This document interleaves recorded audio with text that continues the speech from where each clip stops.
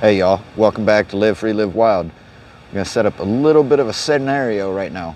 So, imagine, okay? Imagine, it's fall. It's the first day of deer season. You drove 4 hours to go get this deer. And I know it's crazy to believe. Let's imagine that gas is $5 a gallon. I know that's, way out of the scope of reality right now, but yeah, $5 a gallon is what the gas is, and drove 4 hours to get there. You get in there, you set up early morning, you don't get no shot. 15 minutes before shooting light is done, big buck walks in.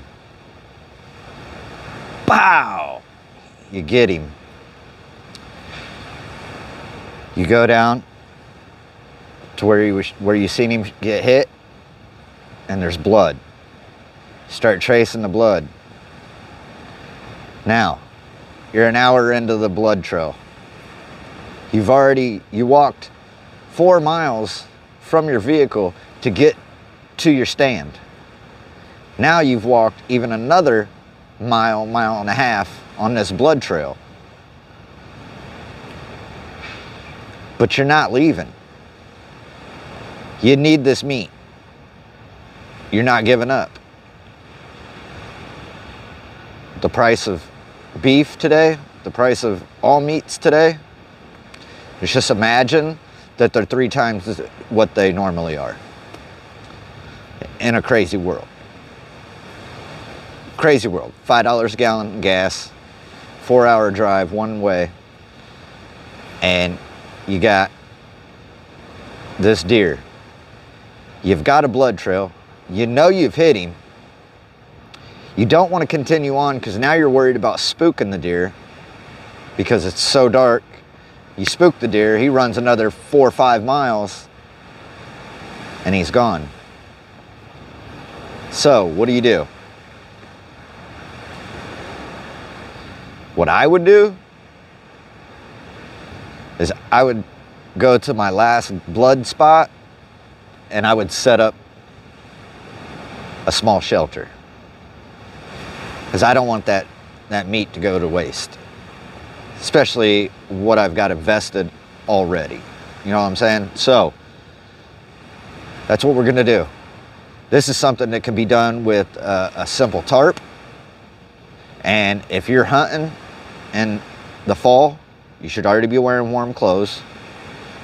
You should already have some kind of a rain poncho or something if you're halfway smart.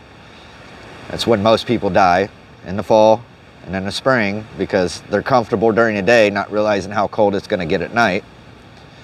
So, what are you gonna do? You're gonna set up a simple shelter. Now, what I recommend is this. This is just a canvas tarp.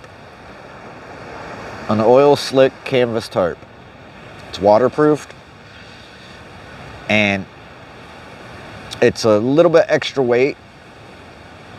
You can get the the parachute material tarps. Thing is with those, you can have a fire next to them, but it's gonna be a one-time deal. Like if you wanna carry that in for an emergency and only use it for emergencies, that's fine. But if you wanna get a tarp that's gonna last, you need to get a canvas. They're heavier. You don't have to worry about sparks falling on them and burning small holes in them. I've had both. I like my light one, but I've got so many holes in it now, it's ridiculous. So we're gonna do a quick, easy, simple, down and dirty shelter just to sleep through the night, keep you dry, keep you halfway warm, so you can get that meat in the morning, okay? Let's get to it.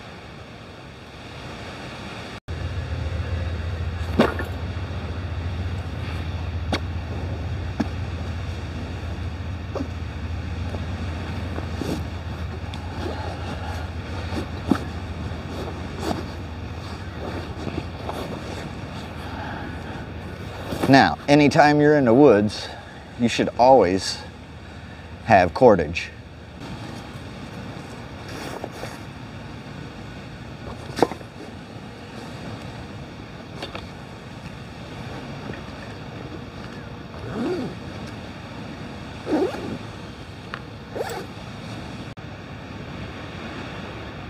So you're gonna find you a tree, okay? And you're gonna tie a line to it.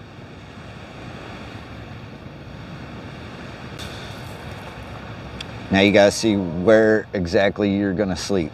So best bet is, right now I'm at the beach just because this is convenient, but you would want to throw down a ton of leaves. You want leaves 3 feet high, or better off if you don't, if you have like pine needles, you know, pine boughs from pine trees, throw those down. Those work the best. But if you don't have those, throw down leaves. It's in the fall, you're deer hunting, there should be tons of leaves. So cover the whole area where you're gonna sleep with 3 feet. And I'm serious, 3 feet. You need 3 feet of coverage before you lay your tarp down, okay?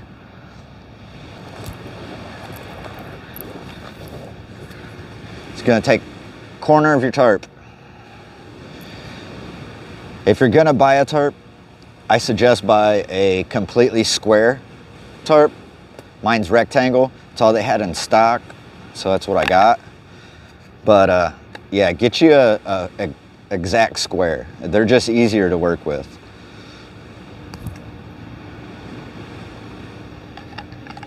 Say a 10 by 10, an 8 by 8, or a 12 by 12 will be your best bet.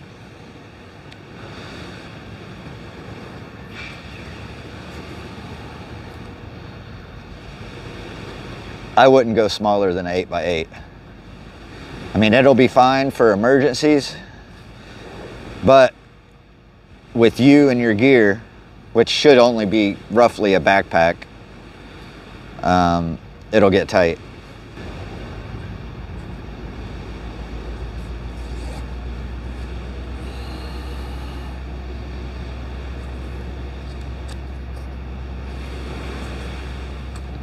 And you always want to figure out which way the wind's blowing. You want the wind at the back side of your shelter.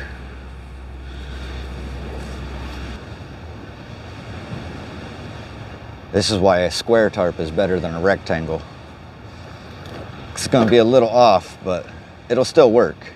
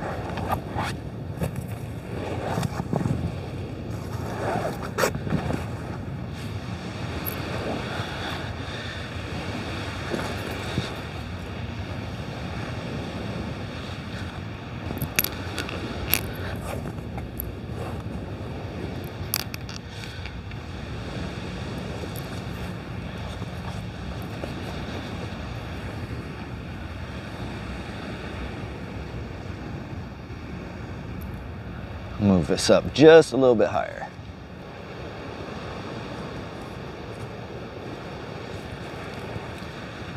You don't want a whole lot of opening here at the front. You're going to try and trap some heat in there.